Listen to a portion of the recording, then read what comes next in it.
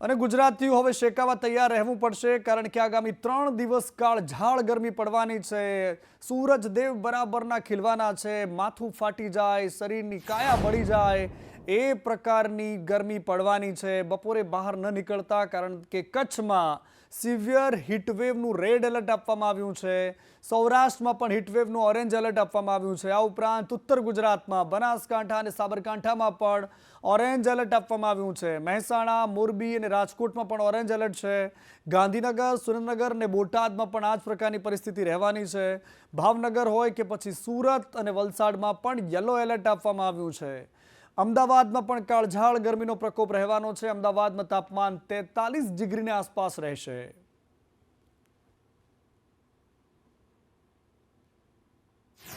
आने वाले दिनों के लिए फोरकास्ट हमने 2 दिन के लिए रखा है इसमें सौराष्ट्र कच्छ में, जिसमें कच्छ में हमने रेड अलर्ट आज के लिए रखा है, कल ऑरेंज अलर्ट रखा है। आज सीवियर हीट वेव टू भी आइसोलेटेड पॉकेट्स में आ सकती है कच्छ में। और गुजरात रीजन की बात करें तो अगले 3 दिन के लिए हमने आइसोलेटेड पॉकेट्स में ऑरेंज अलर्ट के साथ 2 दिन और तीसरे दिन येलो अलर्ट के साथ कुछ डिस्ट्रिक्ट्स में हमने रखा है, जैसे सूरत है, बनासकांठा, साबरकांठा, गांधीनगर, पाटन, महसाणा। और तीसरे दिन में 2 ही डिस्ट्रिक्ट्स में रखा है, बनासकांठा और साबरकांठा। અંદર રાજ્યના વિવિધ શહેરોમાં એક બાજુ ગરમી અને બીજી બાજુ આગની ઘટનાઓ પણ જબરદસ્ત સામે આવી રહી છે। અમદાવાદના રાણીપમાં આવેલા કલાસાગર હાઇટ્સની સામે ટાવરમાં આગ લાગી ગઈ અને અફરાતફરી મચી, તો બીજી બાજુ વાપી જીઆઈડીસીની પરિશ્રમ કેબ પ્રાઇવેટ લિમિટેડ નામની કંપની છે કે જેમાં આગ લાગીને દોડધામ મચી। બીજી બાજુ જેતપુરમાં કારખાનામાં આગ લાગી અને આગ લાગતા ફાયર ફાઇટરો આગ પર મહા મહેનતે કાબુ મેળવ્યો। ખેરાલુ નજીક પણ આ જ પ્રકારે આગ લાગી અને અલગ અલગ 4 તસવીરો તમે જોઈ શકો છો કે જેમાં આ આગની ઘટનાઓ છે કે જેનાથી લોકોના જીવ તાળવે ચોંટ્યા। અમદાવાદમાં જીવરાજ પાર્ક પર લાગેલી આગ હજુ પણ ભૂલાઈ નથી। એવામાં પાનકોર નાકા રમકડા બજારમાં આજે આગ લાગી। 18 જેટલી ફાયરની ગાડીઓ ઘટના સ્થળે પહોંચી હતી। ફાયર વિભાગે મહા મહેનતે આગ પર કાબુ મેળવ્યો છે। અત્યારે કુલિંગની કામગીરી હાથ ધરાઈ છે, પરંતુ આગ અને આ કાચા પાકા મકાનો જ્યાં લાકડાનું કન્સ્ટ્રક્શન સૌથી વધારે હોવાની વાત અને આ બધાની વચ્ચે ખૂબ જહેમત બાદ આગ પર કાબુ મેળવાયો છે। આ તરફ ખેરાલુ નજીક ઘઉંના ખેતરમાં આગ લાગી ગઈ। વીજ લાઇનમાં તણખા ઝર્યા અને ખેડૂતની તમામ મહેનત પર પાણી ફરી વળ્યું, બળીને રાખ થઈ ગઈ। ખેડૂતના મોંમાં આવેલો કોળિયો છીનવાઈ ગયો। ભારે જહેમત બાદ આગ પર કાબુ મેળવાયો છે। ખેડૂતને રાતા પાણીએ રોવાનો વારો આવ્યો છે। વીજ કંપનીઓની લાપરવાહીના કારણે એક પછી એક ઘટનાઓ સામે આવે છે કે જેમાં ખેતરમાં ઉભેલો પાક બરબાદ થઈ જાય છે।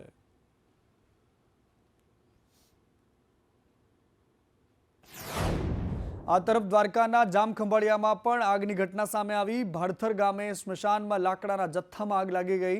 સ્થાનિકો અને ફાયરની ટીમે આગ પર કાબુ મેળવ્યો। 2 કલાકની જહેમત બાદ આગ પર મહા મહેનતે કાબુ મેળવાયો હતો। ગુજરાતમાં એક વધુ સારો નિર્ણય સરકારે કર્યો છે। મહેસૂલ વિભાગે સરળતા માટે નિયમોમાં સુધારા કર્યા છે। મહેસૂલ વિભાગે આ સુધારાઓ માટે ઋષિકેશ પટેલ આજે આવ્યા હતા। પ્રવક્તા છે સરકારના, એમણે નિવેદન આપતા કહ્યું છે કે મહેસૂલ વિભાગે 4 મોટા નિર્ણયો લીધા।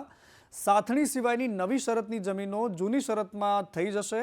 ગ્રામ્ય વિસ્તાર અને પાલિકા વિસ્તારમાં નિયમો લાગુ થશે। અરજીના 30 દિવસની અંદર આરટી એલઓસી પ્રમાણપત્ર આપવાનું રહેશે। કલેક્ટર 30 દિવસની અંદર આરટી એલઓસી આપશે અને બિનખેતી માટેની અરજી કર્યાના 10 જ દિવસમાં તમને એને મળી જશે, એટલે કે નોન એગ્રીકલ્ચર જમીન થઈ જશે। એને કરવા માટે કોઈ પણ પ્રીમિયમ નહીં ભરવું પડે, આ વાત પણ સરકારે કરી છે। આજે નવી અને જૂની શરતો એ તમે જે ગ્રાફિક્સના માધ્યમથી એનો ભેદ સમજી રહ્યા છો કે કોઈ પણ પ્રતિબંધ નહીં હોય। નવી જૂની શરતોમાં એવું હતું। હવે આ બાજુ આઝાદી પછીના તમામ કાયદાઓ હેઠળ હવે નવી શરતોની જમીન, આ તમામ જે માહિતી રાખવામાં આવી છે સરકાર દ્વારા કે 1995 પહેલાંની જે રેકોર્ડની ચકાસણી હોવાની જરૂરી હોવાનો નિર્ણય હતો, હવે એમાં અરજીના પાછળના 25 વર્ષ ગણવામાં આવશે। ઔદ્યોગિકરણ અને વેપારી ધંધા અને રોજગારને એનાથી વેગ મળશે। એફોર્ડેબલ હાઉસિંગની પ્રક્રિયાને પણ વેગ મળશે।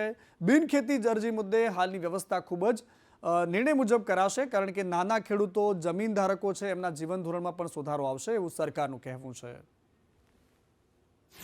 ગ્રામ્ય અને નગરપાલિકા વિસ્તારમાં ખેતીની જમીનો માટે નવી અવિભાજ્ય પ્રતિબંધિત સત્તા પ્રકારની જે જમીનો છે તે હવે પછી જૂની શરતમાં ગણાશે, તેમજ એને માટે કોઈ પણ પ્રકારનું પ્રીમિયમ ભરવાનું રહેશે નહીં. આ નિર્ણયથી નગરપાલિકાઓ અને ગ્રામ્ય વિસ્તારના વિકાસનો વેગ વધુ વેગવંતો બનશે. ઔદ્યોગિકરણ, વેપાર ધંધા તેમજ રોજગાર અને એફોર્ડેબલ હાઉસિંગની પ્રક્રિયાને વધુ વેગ મળશે. અગાઉ રાજ્યની અંદર ખેતીથી બિનખેતીમાં તમામ જગ્યાએ એને માટે પ્રીમિયમ ભરવું પડતું હતું, પરંતુ હવે આ નિર્ણય બાદ નગરપાલિકા અને ગ્રામ્ય વિસ્તારમાં બિનખેતી કરાવવા તેમજ રિવાઇઝ એને કરાવવા માટે કોઈ પણ પ્રકારનું પ્રીમિયમ ભરવાનું રહેતું નથી. અગાઉ નગરપાલિકા વિસ્તારમાં ખેતીથી ખેતી પ્રીમિયમ પણ ભરવું પડતું હતું, જે પણ હવે ભરવાનું રહેશે નહીં. આ નિર્ણયથી રાજ્યમાં તમામ વર્ગની નગરપાલિકાઓ ગ્રામ્ય વિસ્તારમાં પ્રીમિયમ નક્કી કરવાનું ન રહેતા કલેક્ટર કચેરીઓનું પણ ખૂબ ભારણ ઘટશે. અને બીજી એક રાહતની વાત એ પણ છે કે સ્ટેમ્પ ડ્યુટી માટે પણ સરકારે એક મોટો નિર્ણય કર્યો છે. વડીલોપાર્જિત મિલકત હોય એના કિસ્સાઓમાં લોકોને રાહત મળશે. વારસદારોના હક કમી માટે ₹200નો સ્ટેમ્પ વાપરી શકાશે. 1 કરોડ સુધીની લોન પર મહત્તમ 5,000 સ્ટેમ્પ ડ્યુટી, વધારાની જે જામીનગીરીમાં 5,000ની ડ્યુટી ભરવાની રહેશે. સ્ટેમ્પ ડ્યુટી સુધારાની જોગવાઈ 10 એપ્રિલથી અમલી થવાની છે.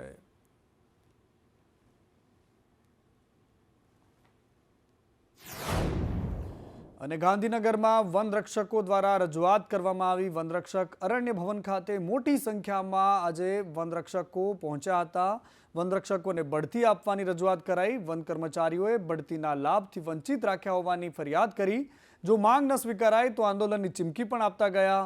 14 એપ્રિલના રોજ ગાંધી ચિંધ્યા માર્ગે આંદોલન કરશે તેવી પણ એમણે વાત કરી છે. છેલ્લે 2021માં પ્રમોશન મળ્યા એના પછી 4 વર્ષથી જે સિવિલ લિસ્ટ પડવું જોઈએ એ પડ્યું નથી અને અમે પ્રમોશનથી વંચિત રહી ગયેલા છીએ. એટલે સરકારમાં મારે એવો મેસેજ આપવું છે કે જલ્દમાં જલ્દ જેટલું બને એટલું મારું પ્રમોશન આવે, કારણ કે બીજા વિભાગમાં 2017ની છેલ્લી ભરતીના પ્રમોશન મળી ગયા, જ્યારે વન વિભાગમાં જેવી કેડર છે જે બીટગાર્ડની જેમના પ્રમોશન નથી મળે. નિયમો છે દર વર્ષે પ્રમોશન આપવા, દર વર્ષે આખરી પ્રવૃત્તિ યાદી બહાર પાડવી, દર વર્ષે ભરતી કરવી, દર વર્ષે પ્રમોશનની યાદી તૈયાર કરવી, ખાતાકીય પરીક્ષા લઈ, પણ કોઈ પણ નિયમોનું પાલન થતું નથી. અમે 2009, 2008, 2007, 2011, 2013, 2017ની ભરતીના તમામ આજે 200 થી 300 વનરક્ષકો આવ્યા છીએ અને અમારો હકની માંગણી કરી છે કે સમયસર તમે પ્રમોશનની યાદી તૈયાર કરો. અને 64 વર્ષ પછી ગુજરાતના અમદાવાદમાં આજથી કોંગ્રેસનું 84મું અધિવેશન શરૂ થયું છે. કોંગ્રેસના સભ્યો અને એમની હાજરીમાં 4 કલાક ચાલેલી બેઠકમાં સરદાર પટેલ પર એક પ્રસ્તાવ પસાર કરવામાં આવ્યો, તેમજ ગુજરાતને લગતા 2 મોટા ઠરાવ પણ પસાર કરવામાં આવ્યા છે, જેમાં એક મુદ્દો રાષ્ટ્રીય છે અને બીજો ગુજરાતની રાજનીતિ સ્થિતિ પર. એક બેઠકમાં અનેક ઠરાવ પાસ કરવામાં આવ્યા અને આવતીકાલે આ વિષય પર AICCમાં ચર્ચા કરવામાં આવશે. આ સાથે જ આવતીકાલે 2000 આગેવાનો અધિવેશનમાં હાજરી આપવાના છે. આજે સાંજે ગાંધી આશ્રમમાં પ્રાર્થના સભા પણ છે. दबाव की राजनीति हो रही है, टकराव की राजनीति हो रही है, विपक्ष की आवाज को दबाने की राजनीति हो रही है, उसमें एक बहुत बड़ा और अहम भूमिका कांग्रेस पार्टी की होने जा रही है.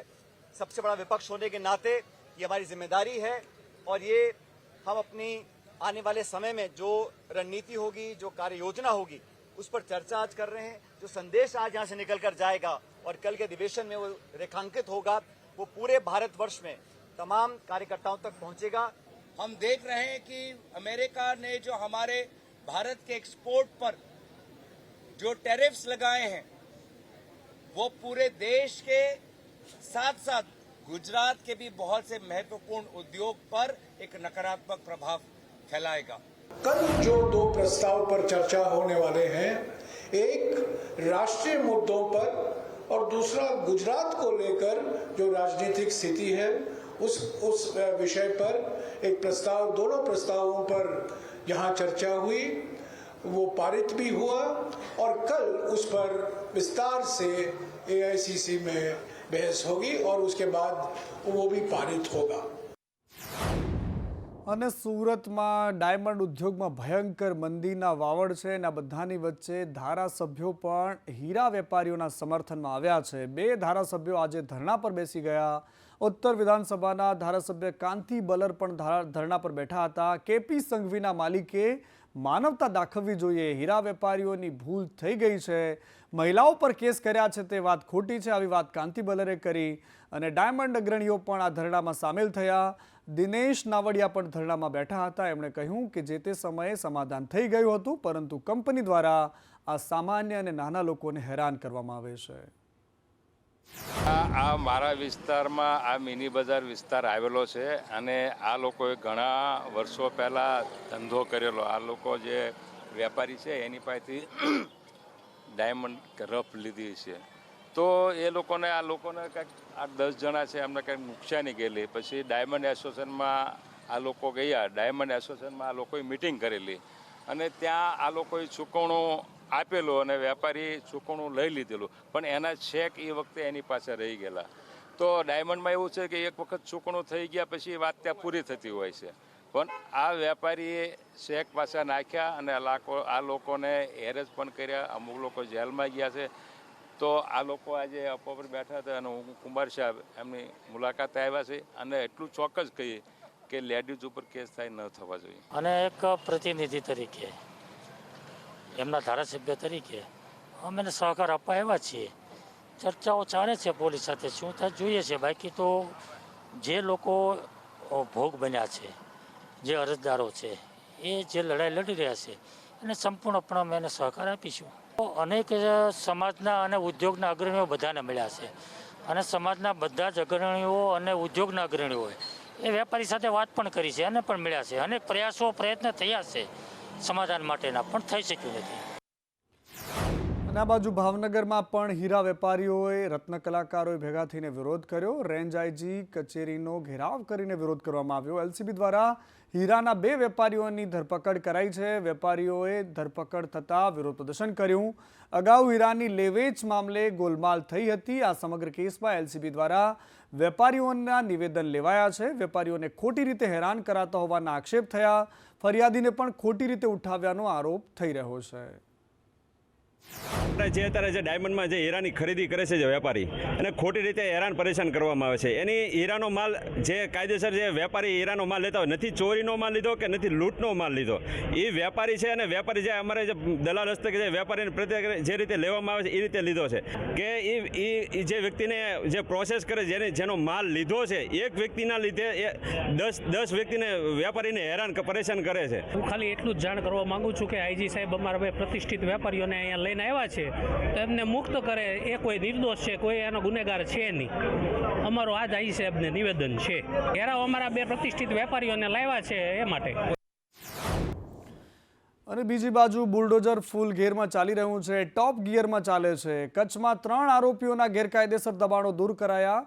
કીડાણા ગામે કરેલા આરોપીના દબાણને તોડી પાડવામાં આવ્યું. વસીમ હાજી આમન સોઢાના દબાણને તોડી પાડવામાં આવ્યું. વસીમ સામે મારામારી, હત્યા અને પ્રયાસના ગુનાઓ નોંધાયેલા છે. ઇકબાલ હાજી આમદ સોઢાએ કરેલા દબાણને દૂર કરાયું છે. સરકારી જમીનમાં 4000 ચોરસ ફૂટનું દબાણ તોડી પાડવામાં આવ્યું. આરોપી સુલતાન ગની છુછિયાએ કરેલી દબાણને પણ દૂર કરવામાં આવ્યા. સરકારી જમીન પર 10 જેટલી દુકાનો બનાવી દીધી. પોલીસનો બંદોબસ્ત અને ત્યારબાદ આ બુલડોઝર આજે ફર્યું છે. અને ગેરકાયદેસર હથિયારોના લાયસન્સ કઢાવવાનું એક મોટું કૌભાંડ સામે આવ્યું છે. એટીએસે 7 આરોપીઓની ધરપકડ કરી છે. બોગસ ડોક્યુમેન્ટના આધારે લાયસન્સ અપાતા, પૂર્વોત્તર રાજ્યોમાં જઈને હથિયારના લાયસન્સ અપાતા હતા. બોગસ લાયસન્સથી ગુજરાતમાંથી હથિયારો ખરીદતા અને હથિયારના લાયસન્સ મણિપુર અને નાગાલેન્ડથી ઇસ્યુ થતા. હરિયાણાથી ખરીદેલા હતા. ઘણા બધા હથિયારો હરિયાણાથી પણ ખરીદ્યા હતા. આ લોકોએ આ તમામ મુખ્ય એજન્ટ હતા જેમની ધરપકડ થઈ છે. ખોટા ડોક્યુમેન્ટના આધારે લાયસન્સ આપતા હતા. જે જિલ્લાના આરોપીઓ હતા, સ્થાનિક એજન્સી તપાસમાં જોડાઈ છે. આ કેસમાં કુલ 108 આરોપીઓ થાય છે. 7 લાખથી લઈને 20 લાખ સુધી લાયસન્સ આપતા હતા. જે માણસે નાગાલેન્ડ કે મણિપુર નથી ગયો તેમને પણ કાગળ આપી દીધા છે. એમાં કેટલાક કલાકારો હોવાની વાત પણ સૂત્રો દ્વારા સામે આવી છે. લોકો દ્વારા એના માટે અને બીજા લગભગ 49 લોકો માટે વેપન લાયસન્સ એ લોકોએ પ્રોક્યોર કર્યા છે. સાથે સાથે આ લોકોની તપાસ અને ખાનગી તપાસમાં બીજા જે ગુજરાતના 52 માણસો બીજા પણ મળ્યા છે જે પણ આ રીતના વેપન લાયસન્સ પ્રોક્યોર કર્યા છે. આ રીતે કુલ આ કેસમાં લગભગ 108 આરોપીઓ થાય છે, જેની અંદર ગુજરાતથી વેપન લેવનાર એજન્ટ્સ અને સાથે સાથે હરિયાણામાં આ વેપન્સની સેટિંગ કરવાવાળા માણસો, એ રીતે ટોટલ 108 આરોપીઓ થાય છે. અને વર્ષ 2002ના ગોધરા સાબરમતી હત્યાકાંડમાં ચુકાદો આવ્યો છે. જુવેનાઇલ આરોપીને લઈને કોર્ટે ચુકાદો આપ્યો. ગોધરા જુવેનાઇલ કોર્ટે 5માંથી 2ને નિર્દોષ છોડ્યા છે. 3 આરોપીને 3 વર્ષની સેફટી હોમમાં રહેવાની સજા અને સજા મામલે આરોપી વકીલ દ્વારા ચુકાદાને પડકારાશે. જુવેનાઇલ આરોપીઓ હત્યાકાંડના ગુનામાં સંડોવાયેલા હતા એવી વાતને હવે પડકારાશે. કાસાબા નંબર 1 જે જજમેન્ટના કાસાબા નંબર 1 છે અને 3 છે એ બંનેને નિર્દોષ ઠરાવી છોડી મૂકેલા છે. જ્યારે કાસાબા 2, 4 અને 5 જેનું નામ જાહેર કાયદા મુજબ કરી શકાય એવું નથી, જજમેન્ટમાં એમનો ઉલ્લેખ કરેલો છે, એ લોકોને નામદાર બાર અદાલત સાહેબે 3 વર્ષની સેફટી હોમમાં રાખવા માટેનો જે હુકમ કરેલો છે, આજરોજ હુકમ થયેલો છે, એ હુકમને સ્ટે કરવા માટે આજરોજ અમે એપ્લિકેશન આપી છે. નામદાર કોર્ટે એપ્લિકેશન મંજૂર કરી છે. ફરી એકવાર સુરતની ધરતી શર્મસાર થઈ છે. સુરતના માંગરોળમાં પીપોદરા જીઆઈડીસીની ઘટના કે જેમાં 6 વર્ષની માસૂમ સાથે નરાધમે દુષ્કર્મ કર્યું. બાળકીના પડોશમાં જ રહેતો હતો અને એ વ્યક્તિ એની સાથે દુષ્કર્મ કર્યું છે. 2 દિવસ બાદ બાળકીને તકલીફ થતાં ખુલાસો થયો. દુષ્કર્મ થયાનું ડોક્ટરે જણાવતા આરોપી ફરાર થઈ ગયો. આરોપી બાળકીને હોસ્પિટલ લઈ જવામાં પણ સાથે આવ્યો હતો. પોલીસે દુષ્કર્મ આચરનાર આરોપીની ધરપકડ કરી છે. અને બીજી એવી જ ઘટના અમદાવાદમાં ઘટી. 3 મહિનાના બાળકના મોતમાં એક મોટો વળાંક સામે આવ્યો છે. પોલીસે માતાની ધરપકડ કરી છે આ કેસમાં. એ માતાનું નામ છે કરિશ્મા બધેલ. એણે પોતાની જ 3 વર્ષના બાળકની હત્યા કરી. પોલીસ ઇન્સ્પેક્ટર ડીબી બાસિયાએ નિવેદન આપતા કહ્યું કે બાળક પાણીમાં ટાંકીમાં પડ્યું હતું. બાળક છેલ્લે તેની માતા પાસે હતો. માતાને નાની મોટી માનસિક અને શારીરિક તકલીફ રહેતી હતી એવી વાત પણ કરી છે. અને આ તકલીફ માટે માતાને બાળક પર શંકા હતી અને એટલા જ માટે માતાએ એના બાળકની હત્યા કરી નાખી.